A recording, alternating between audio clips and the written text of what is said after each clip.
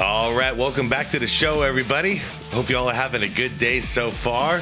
So, little birdie in the member section let me know that there's a new Eric Smith video, and it's been a little while since I've reacted to one of these. It's been a little while since I've seen one of these, and I'm a big fan of his channel so far. Very James. A very young channel, and he's at 1.45 thousand subscribers, so less than 2,000. And boy, I feel a little bad. He came out with his channel during this time where like everyone's views are collapsing. So in other words, his channel can use a bump, and it doesn't matter. I wanted to watch this anyways, so might as well do a reaction with you guys. But yeah, this one is titled, "Is Bronny James a legitimate NBA player or not?" Deep dive. Interesting. Because here's the deal. At the end of the day, I still stand with the idea of no, because if he was anybody else in the world, like if he wasn't LeBron James's kid, he wouldn't have got this opportunity, but LeBron forced it to happen. So I have been reserving, I don't hold any hate for Bronny. Like, to me, he just took the opportunity. You know, people walk through the doors that are open for them, and I more am disappointed in LeBron for doing it this way.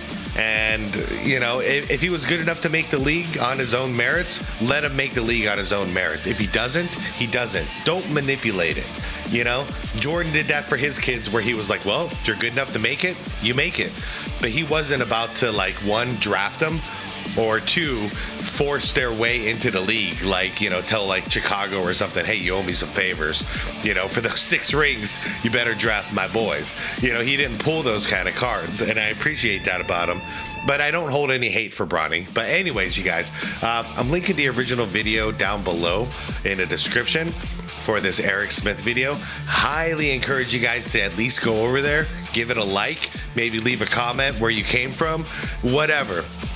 It'll help the channel, and I don't want to see this channel die. So, because it's not his fault. He's got great content, and it's just the way YouTube is right now, especially with everything being flooded with AI and all this stuff. Like, there's a bunch of slop everywhere. It's hard to find good channels now. Anyways, let's get on with it. If you could do me a favor and like the video and hit that hype button if you got any left, that helps me out a lot, and I'd appreciate that. Let's get right into it. Also, shout out to members. I didn't forget you guys. I appreciate you guys very much. Let's do this. Bronny James recently had his best game this season as an NBA player against the Atlanta Hawks. He shot 4 for 6 from the field with 2 rebounds, 2 assists, 1 steal, and 1 turnover. The Lakers even appeared to run 2 plays for him on this handoff and this 3. These sequences understandably have some stating he is turning a corner and is becoming a legitimate NBA rotation player. The problem is, Bronny had his best game last year in similar circumstances. In both of these games, top players for the Lakers were out, and the Lakers lost both games in complete blowouts and were down by 25 plus when Bronny was having most of his success. So are these successful games for Bronny real success, and is he earning NBA rotation minutes? Or is he a Nepo baby fraud? Or is he somewhere in between? Let's take a deeper look beyond social media hype and hate and try to get to the truth. I mean, I think he's somewhere in between, because he's not like a brilliant basketball player, but I've certainly seen more. I'm going to put it plainly, he's a G League player right now. Maybe eventually he could be an NBA player, but in my eyes, he's still a G Leaguer, and that's where he belongs to develop right now. That's the level he's at. So, better than most of us, you know what I mean? Most of us watching this video right now. However, to be in the NBA, you know, I'm sorry, dude. If little Mac McClung can't keep a job for more than 10 days in the NBA, that's not fair, because he's been lighting up the G League for years now, while Bronny has not been. And to also be fair, Bronny has 1 good game per year, and then the rest of the games, guys, it's pretty bad. Like, the numbers are really bad. You know, he's typically going out there and shooting like 0 for 4, and that's pretty much where I'm used to seeing his stats. And it's not my fault. I'm not looking out for his stats, But stupid NBA app, every single Lakers game, they'll show me like the best numbers on the Lakers, which is usually like Luka or Austin Reeves, and then they'll follow it up with the numbers of Bronny, which is like 0 for 4 from the field, 16 minutes, 1 turnover. And it's like, what are you doing, man? Why are you gonna show me this crap? And I'd like to get into the deeper moral issues of this situation. First, let's start with whether or not Bronny should have been drafted. I'd like to go back to Sierra Canyon, where Bronny attended high school. I live in Southern California, and as many of you know, most parents with promising athletic children like to follow the hype. Each 3 to 5 years, a new school pops up on the basketball scene as the powerhouse. Miraculously, families seem to have fate move them into the same town as the other elite high school players and super teams develop. I understand as a parent, if you feel your child isn't getting good coaching at your local school, you're going to search out the best coaching in the area. But the issue that arises with schools like Sierra Canyon, who recruited Bronny, they are promoting a brand. They knew Bronny would never probably star for them, but they knew he would dramatically boost their profile, allowing them to arrive on the national stage and potentially bring in players that could star for them. And it worked. Sierra Canyon went from a solid team regularly competing in the state playoffs to the best team in the state over a 3 to 4 year stretch. But here's the problem. Here's a list of the players who have attended Sierra Canyon in the last decade or so. Marvin Bagley, Brandon Boston, Zaire Williams, Cassius Stanley, Amari Bailey, Scottie Pippen Jr., and Kenyon Martin Jr., just to name a few. Now, what do most of these players have in common? All played on stacked teams for Sierra Canyon, all were highly ranked D1 prospects, and outside of Scottie Pippen Jr., and you could argue a little bit Kenyon Martin Jr., they have all drastically underperformed expectations in college and especially the NBA. The problem is you are going to programs focused on flash and stacking talent instead of developing talent. To me, Interesting. Andy Hoop's video, how number 1 prospect became a bench warmer. Interesting. Okay. saw minimal improvement from Bronny James in key NBA talents like three-point shooting and playmaking from his sophomore year to his senior year. His scoring went up, but really just because his usage went up. And the problem is, he is training with elite trainers outside of the games, but in the games, he's not learning to deal with big pressure moments and developing basketball IQ because he was often the third or fourth option on his own high school team. In addition, when you're on a stacked team, you're often not asked to guard the opposition's top player, and 90% of your games are blowouts so you don't have to play hard. People can make the counter argument that many top NBA players like Cade Cunningham and Carmelo went to stacked high schools like Montverde and Oak Hill. But the difference is, those guys didn't come from billionaire households. They already had to work hard to even get to that school. It's true. And they were also the clear leaders and superstars of those schools based on results, not on hype. Now, Bronny was ranked 20th by ESPN at the end of his recruiting cycle. Now, while we think of players who are ranked 20th or higher and selected as McDonald's All-Americans as absolutely dominating the high school circuit their senior years, this wasn't the case for Bronny. He was a very good player in high school who co-led with his teammate Isaiah Elohim to the state playoffs where they had moderate success. He averaged 14 points, 5 rebounds, 3 assists, and 2 steals per game.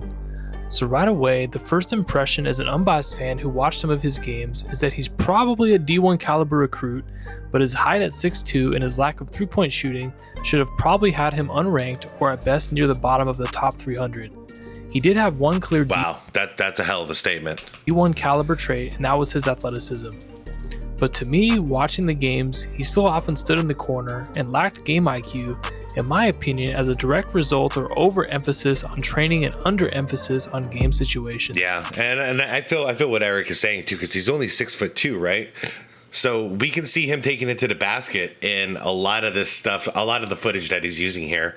But most of the footage he's showing here is intentionally not the NBA stuff, because it's a different, I always complain about the lane being wide open in the NBA, but so it is in a G League as well, nowadays. So the difference is you got much bigger dudes in the NBA. No 6'2" guy is going to make a living off of driving to the basket in the NBA right now. It's just not going to happen. So, Bronny has to be, and I see what JJ's trying to do with him. He's turned him into either, he was a slasher last year. Nowadays, he's more of a, come off a screen, shoot, catch, shoot, 3 points, sit on the perimeter, catch, shoot, because that's what his size is going to kind of allow him to do. Once in a while, he could explode to the basket if he sees an opening, but he can't make a living out of that. So now where the story gets a bit murky is his one season at USC. As we all know, he had a cardiac arrest situation and was hospitalized for a medical issue with his heart. Luckily, it was handled expertly by the medical team and he was able to return to the court relatively early in the season.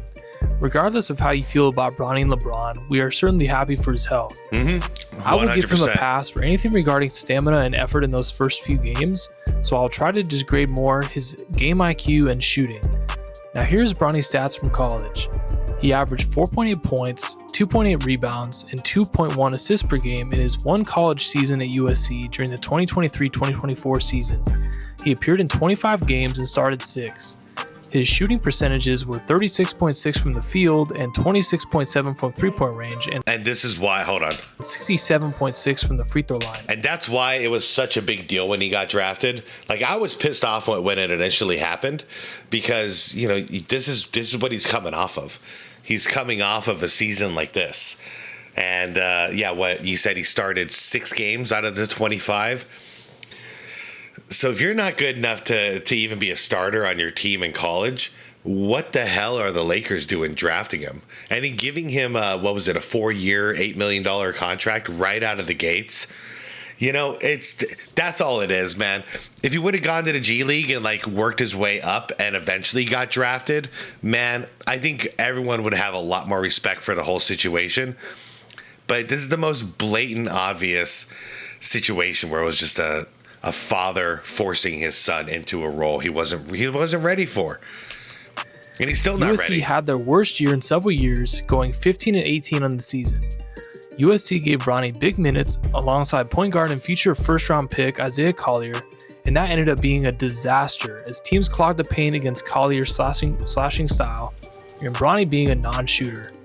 Now one has to ask the question, did Bronny really want to go to USC himself? I think USC is a fine basketball school. They had great success just a few years earlier, led by Onyeka Okongwu, who was a lottery pick for the Hawks. But while LeBron said it was Bronny's choice, it's not lost on any of us that it's the second biggest basketball school after UCLA, near where LeBron lives, and allowed him to go to many of the games, including LeBron quote-unquote load managing to see Bronny's first game. So now begs the question, has a 6'2", one-and-done guard ever been drafted after averaging 4.8 points on 36% shooting and 26% from 3? That's the question. Not only has no one been drafted with that level of game film and stats, I would argue no player has ever gotten that level of minutes even in college with that type of production in NCAA history. Fair enough, yeah. What were those 6 starts all about? Why was he getting starting spots if he wasn't performing well from the bench? Despite this, LeBron felt the need to tweet mid-season, Bronny is better than half these mofos in the league. So Rich Paul and LeBron quickly came in to orchestrate the situation, with Rich Paul I want to read a quote again. It's been a while. Man, Bronny definitely better than some of these cats I've been watching on League Pass today. Shit, lightweight, hilarious. Yeah, man, you should have said that, dude. Not only are you disrespecting everybody in the league you play in, but dude, the amount of weight you just put on your son's shoulders. Come on, man. Like, I would have. For anybody, like, especially LeBron James, he knows what it's like to have a ton of pressure coming into the NBA with a ton of expectations. He lived that life. Shouldn't he want his son to not have to go through the same thing he did and just kind of go low key, earn his way into the league, and then not have to deal with all this weight? But you did it yourself. You did it to your own kid. And I'll never understand why he did this. So Rich Paul and LeBron quickly came in to orchestrate the situation, with Rich Paul telling teams not to draft Bronny so that he could go to the Lakers.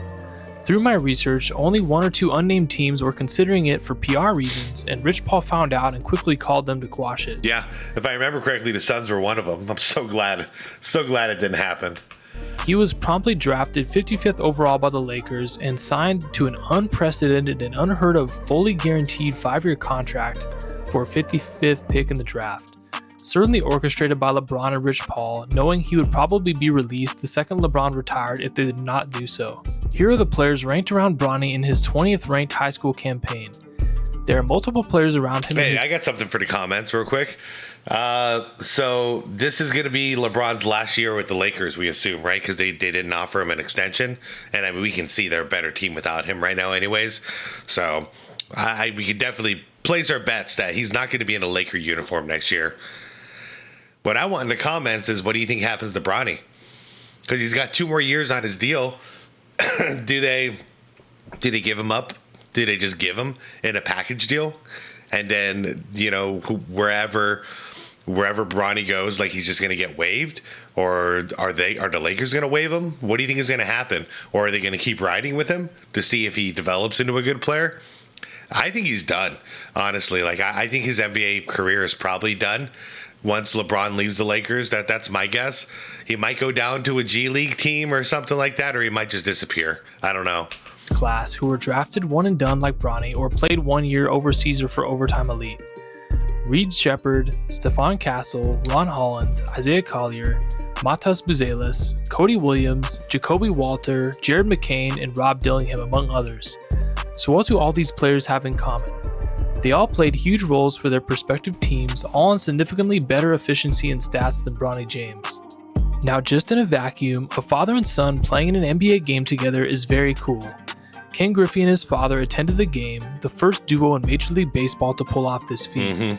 The difference was, in their case, Ken Griffey Jr. was an absolute stud from day one in the major leagues, and his career far surpassed that of his father, who was, of course, also a solid, legitimate major leaguer. Yeah, it was quite the opposite situation. I mean, yeah, Ken Griffey Sr. was a solid player, but Ken Griffey Jr., we already knew, like, right out of the gates, this guy is something special, and he delivered 100% on the promise, and this is very opposite.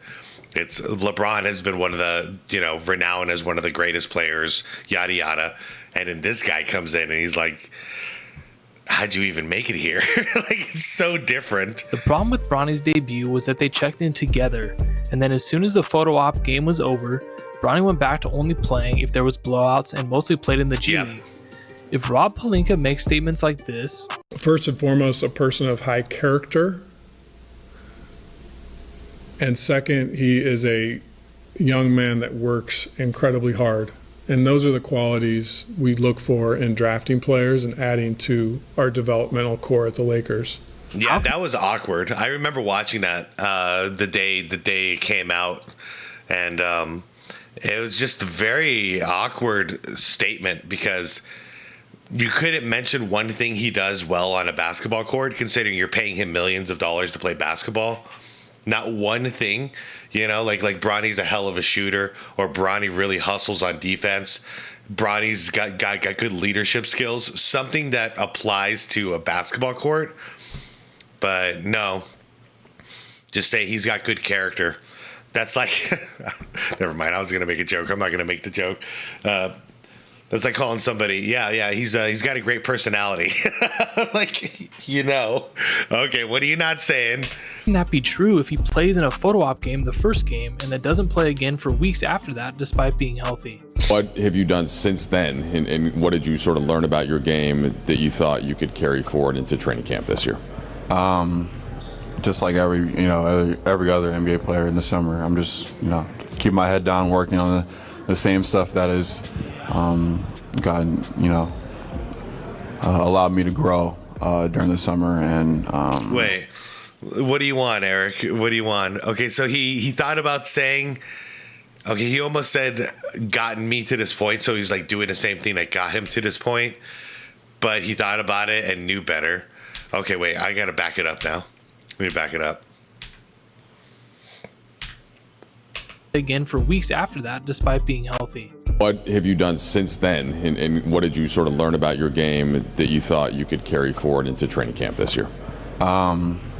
Just like every other NBA player in the summer, I'm just keep my head down, working on the same stuff that has gotten allowed me to grow. I think you're right. I think you're right, dude. During the summer, and coming in every day ready to learn. With Bronny, it's such a generic statement too. Anyways, what's with the NBA?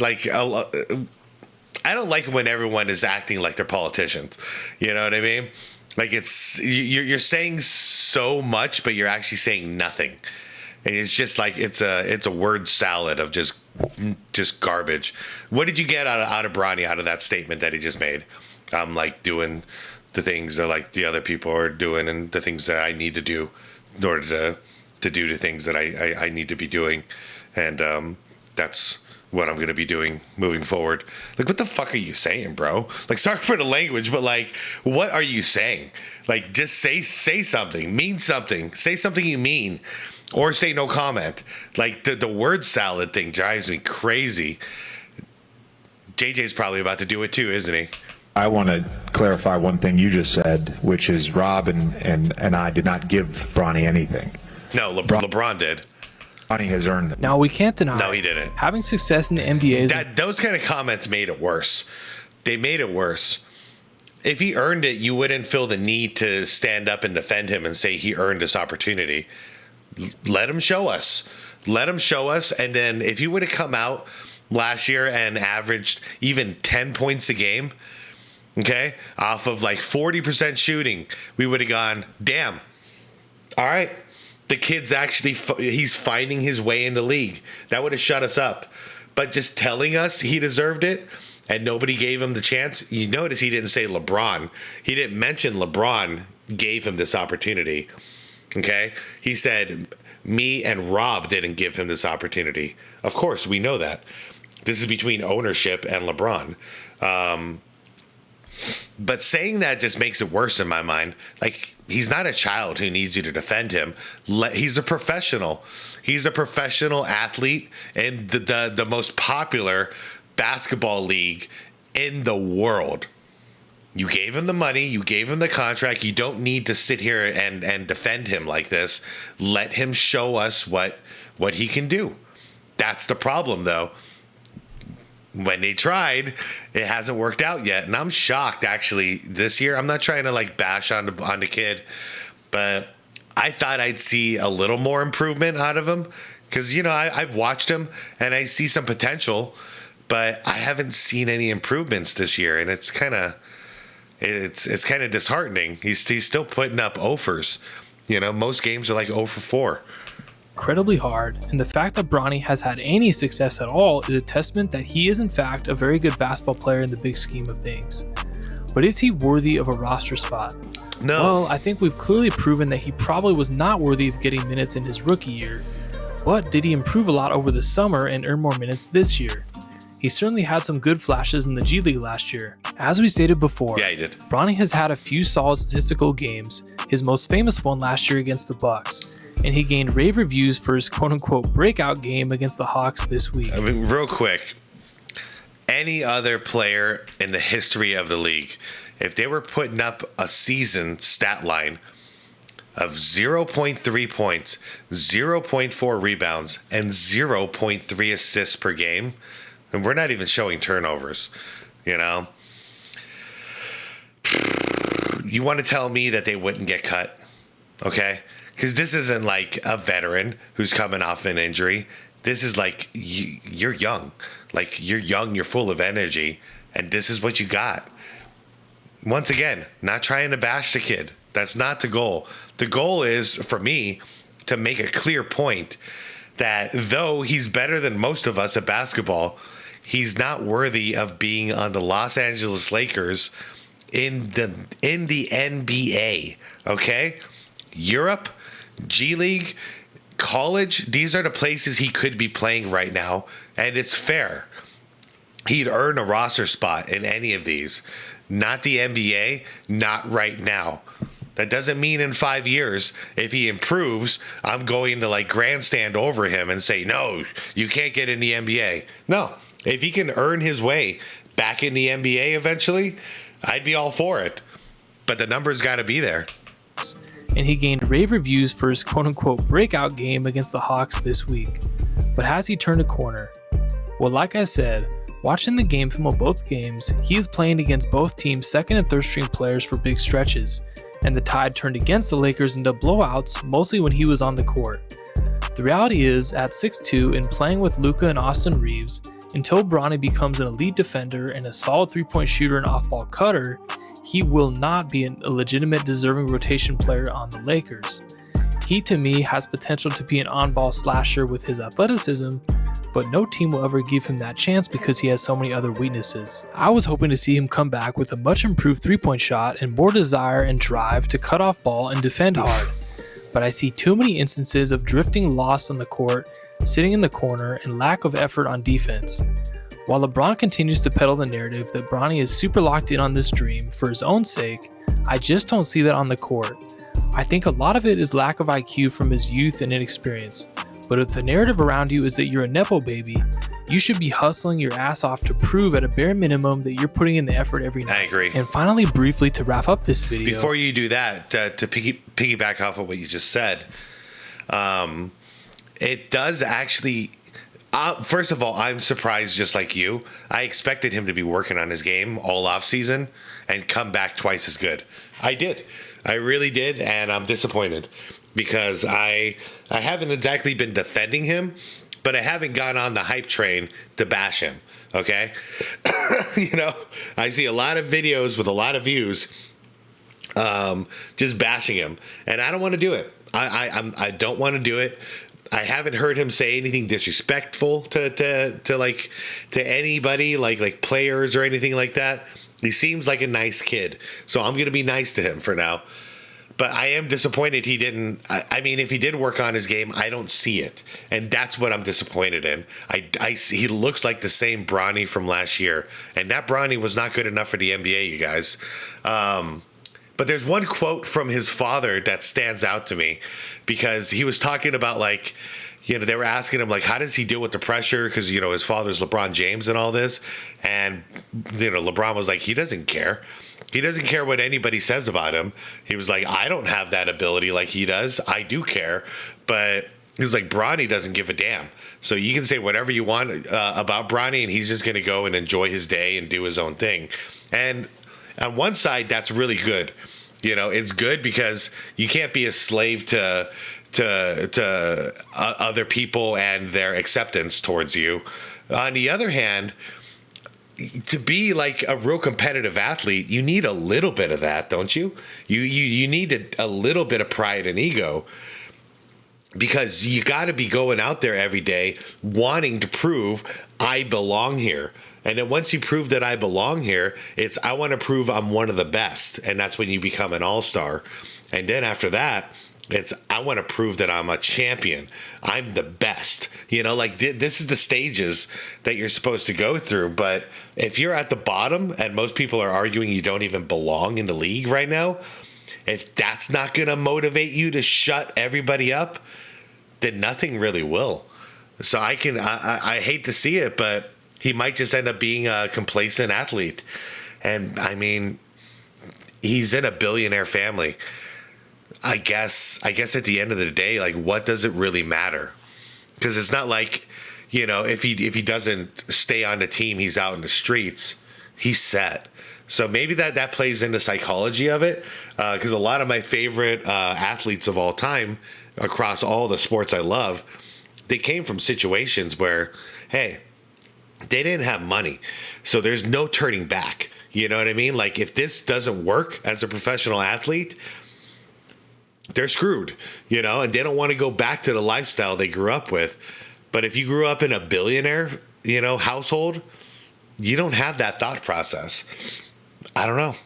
I think it's just a psychological thing. Curious what you guys think. As a former coach who often dealt with parents and someone who has watched LeBron's parenting strategy from afar with Bronny, I want to talk about the strategy and morals of what's going on here. Yes, every parent should advocate for their children, and if possible, especially in today's economy, should help their children get a leg up for their future. But if you're a parent out there who's well off, the biggest obstacle facing your child is not their economical future, it's the danger of them not finding their own way and making their own mark. Yeah. All of the parents out there transferring your children 15 times to different high schools, blaming the coach, etc. Yes, we want our children to be successful, but successful in the way they are meant to be, not in the way that we want. LeBron can say until he's blue in the face that this is all what Bronny wants, but the eye test doesn't match up to that, and it would take a very, very brave young man to tell his father that this isn't what he wants. But now, LeBron will have to face the fact 20, 30 years from now, after Bronny and probably Bryce's NBA careers fade into oblivion, that they have the resources to find their own way and their own mark, and he in some ways have taken that from them. So hopefully those of us watching this can learn going forward for our own children, find that balance between setting them up for success and encouraging them to make their own mark and find their purpose. I agree. Thanks for watching. Peace. Great video. Well said. Guys, go check out the channel. The link is down below in the description. Fantastic channel. And I agree 100% with what you're saying. The goal, if I was LeBron James and I'm a billionaire and, all this stuff, my son wants to play basketball for a living. He wants to follow in my footsteps. Great. Cool. Okay. What he did, like Eric Smith said, what he did by forcing Bronny into the league way before he was ready, long term is the worst possible thing for Bronny James. The worst thing for his confidence, self-esteem, all of that. Because you want to slow burn up towards your success. You don't want to take a helicopter to the top of the mountain. You want to climb the mountain. Why? Because when it's time to climb the mountain or the next mountain, you have full confidence. I've done this before. I can do this again. You know what I mean? That's the whole point of it. You take a helicopter to the top of the mountain, you've learned nothing. No trials, no tribulations, and and deep down inside, this was done for me. I didn't do this, So I can't do this if I don't have this helicopter. And in this scenario or analogy, the helicopter is LeBron James. He got him up there.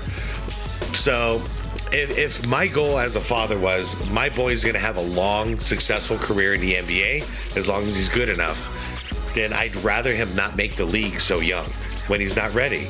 Maybe when he's 20, maybe when he's 21, maybe when he's 22, if he's good enough. But that feeling of him not making it into the NBA is what is going to motivate him to become better. It's either going to make him or it's going to break him. It's going to make him say, you know what, I don't have this in me. I'm going to go do something else with my life. Or it's going to make him dedicate himself to the core to making it to the NBA the way he's always dreamed of doing and following in his dad's footsteps. But he has to earn it. And then once he earns it, he'll want to keep it, And how do you keep it? You do it by continuously improving, because then you want a higher role in the team. You want to be the guy, whatever. You want to be a champion, all-star, all that good stuff. But yeah, you don't get that pride if it's just handed to you. And that's why I think 100% I agree with Eric Smith. It was the worst thing you could do for your son is to set him up for failure like this. Because now, best case scenario, he gets to play out 2 more seasons after this. Worst case, he's out at the end of this year. Either way, he's out with zero confidence, zero self-esteem. Because he'll never think he can get back in here. Because he'll always have that imposter syndrome.